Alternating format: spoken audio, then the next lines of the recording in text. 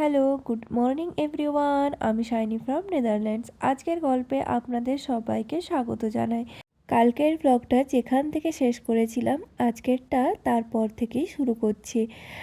আজকে আমরা যাব দুবাই থেকে আমস্টারডাম। আর দুবাইয়ের এয়ারপোর্টটা এত বড় যে আমাদেরকে অন্য টার্মিনালে যেতে হবে, যার জন্যে এই মেট্রোতে করে যেতে হবে। আর এই মেট্রোটা 10-15 মিনিট ছাড়া ছাড়া আসে আর যাত্রীদেরকে নিয়ে যায়, আর যার জন্যে আমরা ওখানে দাঁড়িয়ে ওয়েট করছিলাম। যাক, মেট্রোটা আরও একবার চলে এসছে। চলুন চেপে তাহলে আমাদের যেখানে যাওয়ার সেখানে যাই। দেখুন, আমরা কিন্তু এখন আমাদের ফ্লাইট যেখান থেকে ছাড়বে সেই গেট নাম্বারের কাছে চলে এসেছি। আর এখানে প্রচুর দোকান ছিল, আর বিভিন্ন ব্র্যান্ডের দোকানপত্রও ছিল। আর মানুষজনও এই দিকটাতে অনেক বেশি। কালকে তো সারা রাত আমরা এই এয়ারপোর্টে বসেই কাটিয়েছি। আর এখন ঘড়িতে সময় হয়েছে সকাল 6টা মতো। সকালে এসে যখন দেখলাম এখানকার বসার জায়গাগুলো আমরা যেখানে ছিলাম তার থেকে অনেক ভালো, তখন তো নিজেদের উপরেই এত রাগ হচ্ছিল যে আজকে না এসে কালকে রাত্রেই তো এই দিকে চলে আসা উচিত ছিল। তবে সেখানেও আমরা একটা বেশ ভালো ওই সোফা কাম বেড পেয়েছিলাম, যার জন্যে শুয়ে বসেই রাতটা কাটিয়ে দিয়েছি। তবে বাইরে কি আর ঘুম হয়, ওই একটু করে চোখ লেগে আসছিল, তারপর আবার ঘুম ভেঙে যাচ্ছিল। এরমই সারা রাত চলেছে। দেখুন, ওইদিকে সব ডিউটি ফ্রি দোকানগুলো আছে। আর এয়ারপোর্টের মধ্যে সবাই যেন ছুটছে। সবার মধ্যেই হয় ফ্লাইট ধরার তাড়া থাকে, না হলে আবার বাড়ি পৌঁছানোর তাড়া থাকে।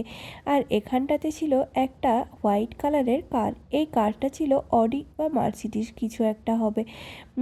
আবার জানেন, বলছিল যে যদি এই ডিউটি ফ্রি এরিয়া থেকে আমরা জিনিসপত্র কিনি, সেখানে একটা স্ক্র্যাচ কার্ড দিবে, সেটাতে আমরা এই গাড়িটা অবধি জিততে পারি। এখানে এই বড় উটটা ছিল, আর এই উটটার দাম ছিল 57 AD। এত বড় উটটা মানুষ কিনলে সে বাড়ি কি করে নিয়ে যাবে, এই চিন্তাটাই তো এটাকে দেখে আমার সবার আগে হয়েছিল। আর ওই যে বিল্ডিংগুলো দেখতে পাচ্ছেন, ওগুলোতে কিন্তু লিফট লাগানো আছে, আর এগুলো সবগুলোই ছিল লিফট, যেগুলো মানুষ নিয়ে ক্রমাগত ওঠানামা করছিল। আর দেখতেও কি অপূর্ব সুন্দর লাগছিল, তাই না? একটা একটা করে নামছে আর একটা করে উঠছে। আমরাও আর কিছুক্ষণের মধ্যে এই লিফটটায় করে একদম উপরের তালাতে পৌঁছে যাব। ওইখানে দেখুন, ওই গুচির যে শোরুমটা আছে, সেই শোরুমটাতে কিন্তু বেশ ভালো ছাড় চলছিল। আসলে ব্ল্যাক ফ্রাইডে চলে এসছে তো, আর ব্ল্যাক ফ্রাইডেতে এখানকার প্রায় সব কান্ট্রিগুলোতেই বেশ ভালো রকমের ছাড় থাকে। আমাদের ওখানে পুজোর সময় যে টাইপের সেল থাকে, এইখানে ব্ল্যাক ফ্রাইডে সেল প্রচুর চলে। দুবাইয়ের ডেটস তো কতটা ফেমাস সেটা তো সবাই জানেন। এই পুরো দোকানটা ছিল ডেটসের ওপরে। কত রকমের ডেটস ছিল, কোনোটা একদম শুকনো, কোনোটা আবার একটু রসালো, কোনোটা প্রচণ্ড মিষ্টি, কোনোটা একটু কম মিষ্টি। এই টাইপের বিভিন্ন রকমের ভ্যারাইটির ডেটস পাওয়া যাচ্ছিল। আর ওখানে ছিল কিছু সুভেনিয়ার। ইচ্ছে আছে দুবাই থেকে চলে যাওয়ার আগে কিছু একটা সুভেনিয়ার অবশ্যই কিনে নিয়ে যাওয়ার, কারণ এই সুভেনিয়ার যেখানের সেখানের নিলেই বেশি ভালো লাগে, তাই না? আর দুবাই কখন আসা হবে তার তো ঠিক নেই, তবে এই এয়ারপোর্টের মধ্যে যখন পাওয়া যাচ্ছে তখন তো ঠিক করেই নিয়েছি যে কিছু একটা তো নিতেই হবে। দুবাইয়ে কিন্তু জিনিসপত্রের দাম ইউরোপের তুলনায়, মেনলি নেদারল্যান্ডসের তুলনায় তো বেশ অনেকটাই কম ছিল। এখানে ছিল বিভিন্ন টাইপের স্ন্যাক্স বা গ্রসারির আইটেম। এখন আমরা একটা বেশ বড় দোকানে এসেছি, আর যেখানে এই সুন্দর সুন্দর বুর্জ খলিফা ছিল, আর নিচে ছিল রূপোর বাসন। হ্যাঁ, এগুলো একদম রূপো দিয়ে তৈরি। আর দুবাইয়ের গোল্ড কতটা যে ফেমাস সেটা তো সবাই জানেন। তবে এই ডিউটি ফ্রি এরিয়াতে আমরা গোল্ডের প্রাইস জিজ্ঞাসা করছিলাম, সেটা দেখলাম যে আমাদের ইন্ডিয়ার সমানই অলমোস্ট পড়ে যাচ্ছে। হয়তো এখানে যে দোকানগুলো আছে ওইখান থেকে যদি আমরা গোল্ড কিনি তাহলে হয়তো প্রাইস কিছুটা পরিমাণ কম আসতে পারে, বাট এয়ারপোর্টের মধ্যে তো সেমই ছিল, তাই আর গোল্ডের দিকে গেলাম না। এখানে দেখুন বেশ সুন্দর সুন্দর ডিজাইনের সুভেনিয়ার পাওয়া যাচ্ছিল। এগুলো সব বাচ্চাদের জন্য পেন। আর নিচে ছিল অনেক বোতলের মধ্যে কিছু একটা সিল করা, সেটা আমি কী ছিল বুঝতে পারলাম না। আর এদিকে কিছু সফট টয়েস ছিল। সফট টয়েসগুলো তো বাচ্চাদের খুবই পছন্দের হবে। দুবাই তো বেশিরভাগ জায়গায় মরুভূমি, আর তাই উট তো থাকবেই। আর এখানে দেখুন কী রকম সুন্দর সুন্দর রং বেরঙের বুর্জ খলিফা পাওয়া যাচ্ছিল। আর এই বুর্জ খলিফাগুলোর এক একটার প্রাইস ছিল ওই 100 দিরহাম করে, মানে ভারতীয় টাকায় ধরে রাখতে পারেন প্রায় 1200 থেকে 1400 টাকা মতো। এদিকে আরও অনেক টাইপেরই জিনিসপত্র পাওয়া যাচ্ছিল, যেগুলো প্রত্যেকটাই ছিল খুবই সুন্দর। আলাদিনের আশ্চর্য প্রদীপ যেরম হয় না, সেরকম টাইপের সুন্দর সুন্দর জিনের প্রদীপ ছিল। আর এই প্রদীপগুলো দেখতে এতটাই অসাধারণ সুন্দর ছিল যে প্রত্যেকটাই নিয়ে নিতে ইচ্ছে করছিল, আর অনেকটা ভারীও ছিল। তবে আমি একটা বুর্জ খলিফাই নিলাম, আর একটা ফ্রিজ ম্যাগনেট কেনার ইচ্ছে ছিল, সেটা আর কেনার মতো টাইম হলো না, ভাবলাম অন্য দোকান থেকে কিনবো।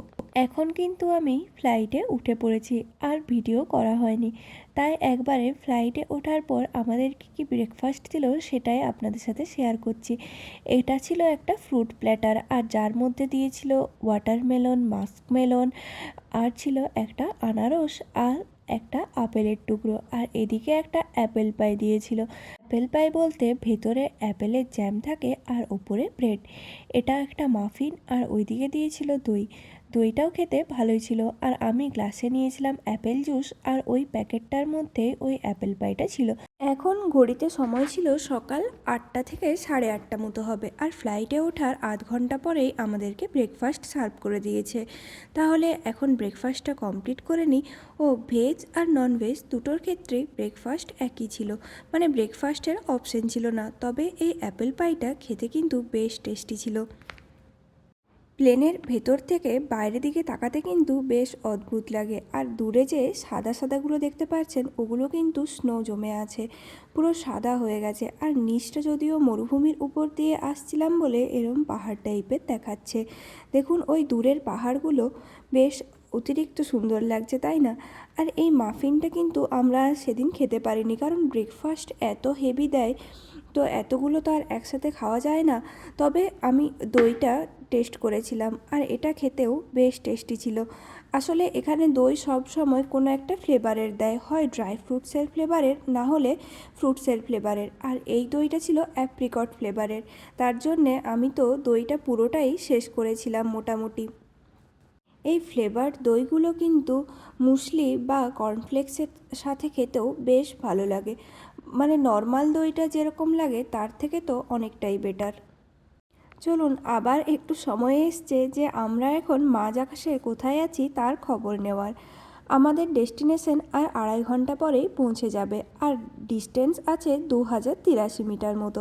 দেখুন এখানে কি সুন্দরভাবে সব কিছু ডেসক্রাইব করা থাকে।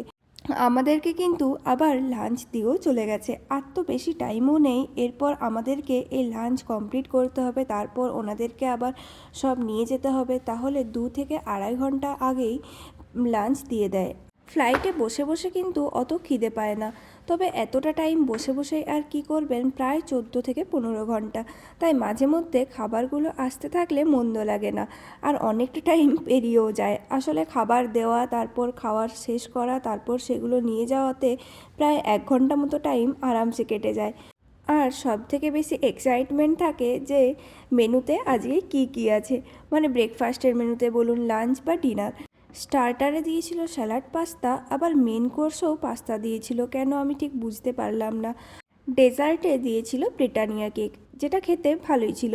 ওপরে ব্রিটানিয়া বিস্কিটের মতো টেস্ট ছিল, আর ক্রিমটা ছিল অনেক ভালো। যাই হোক, আর দিয়েছিল বিস্কিট। এই বিস্কিটগুলো চা বা কফি খাওয়ার সময় বেশ কাজে আসে, কারণ চা বা কফি বিস্কিট ছাড়া খাওয়া একটু অদ্ভুতই, তাই না? আর দিয়েছিল ওই ওটসের একটা প্যাটিস টাইপের বলতে পারেন, যেটা ওটস আর হানির বেশ একটা ডিস্টিংক্ট ফ্লেভার পাওয়া যাচ্ছিল। মেন কোর্সে ছিল পাস্তা, মাশরুম সস আর salad. Salt, pepper, butter, cheese এইগুলো কিন্তু সব প্ল্যাটারেই থাকে, কারণ যার যেরকম দরকার হয় সে সেরকমভাবে মিশিয়ে খেতে পারে। আর এখানে ব্রেড তো অবশ্যই থাকবে, আর ব্রেডটা খেতেও কিন্তু মন্দ লাগে না। পাস্তাটা অনেকটা ওই অ্যালোপিনো পাস্তা যেরকম খেতে লাগে ওই টাইপেরই লাগছিল, আর ওপরে হার্বস দেওয়া ছিল। এগুলো যতদূর মনে হলো ওই পার্সলে তারই হবে। বিনস আর ক্যাপসিকামটা কিন্তু হালকা সটে করা ছিল, যার জন্যে ওটা মিক্সড করে খেতে বেশ ভালোই লাগছিল।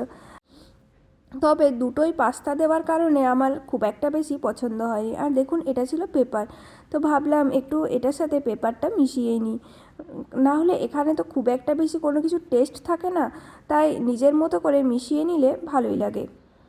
পাস্তা স্যালাডটা ছিল প্রচণ্ড ঠান্ডা, মনে হয় ইয়োগার্ট, পাস্তা, তারপর ভেজিটেবলস সব কিছু মিক্সড করে অলিভ অয়েল দিয়ে বানিয়েছিল। বাইরেটা দেখছেন পুরো একদম সাদা হয়ে রয়েছে, এটা কিন্তু মেঘ, আর আমরা ছিলাম একদম মেঘের ওপরে। যদিও যখন আমরা দিল্লিতে আসি তখন কিন্তু মাউন্ট এভারেস্ট দেখতে পাই, বেশ দূর থেকে দেখে কিন্তু সত্যি সত্যি মনে হয় যেন কেউ শুয়ে আছে। দেখি আমরা কত দূর পৌঁছালাম। আচ্ছা, এই তো আর 39 মিনিট পরেই পৌঁছে যাব, আর তখন সেখানকার টাইম হবে 11:37 মতো। মুভি দেখে, গান শুনে, গেম খেলে, ফ্লাইটের স্ট্যাটাস দেখে প্রায় 6 থেকে 7 ঘন্টা মতো আমরা কাটিয়েই ফেলেছি, আর মাত্র 30 মিনিটসের অপেক্ষা। তারপর কিন্তু আমরা আবার স্বাধীন হয়ে যাব, এরম আর একটা চেয়ারের মধ্যে বসে কাটাতে হবে না। যদিও আমরা চাইলে এয়ারক্রাফটের মধ্যেও ঘুরে বেড়াতে পারি, তবে খুব একটা বেশি ভালো লাগে না, কোথায় আর যাবেন, তার থেকে বসে থাকাই ভালো। ফ্লাইট কিন্তু ল্যান্ড করে গেছে, আর আমরা আমস্টারডামে পৌঁছেও গেছি। আমস্টারডামের স্কিফল এয়ারপোর্ট, যেটা ছিল আগে পৃথিবীর সেকেন্ড এয়ারপোর্ট, বাট এখন আরও অনেক বড় বড় এয়ারপোর্ট হয়ে গেছে। দেখুন আমরা নামার পরেই কিন্তু একটা ফ্লাইটে এরম স্ট্যাটাস আসে যেখানে আপনাদেরকে রিভিউ দিতে হবে যে এখানকার পরিষেবা কেমন ছিল, বা ফুডের কোয়ালিটি কেমন ছিল, স্পিড কেমন ছিল, তাছাড়া এখানকার যারা এয়ার হোস্টেস ছিল তারা কেমন ছিল।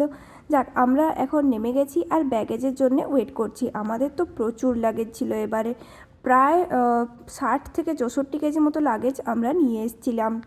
এয়ারপোর্ট থেকে আমরা একটা ক্যাব বুক করে নিয়েছিলাম, আর 45 মিনিটের মধ্যে আমরা বাড়ি পৌঁছে যাব। তাহলে চলুন আজকে আমার এই ভ্লগ এখানেই শেষ করছি। যদি আমার এই ভ্লগ আপনাদের ভালো লেগে থাকে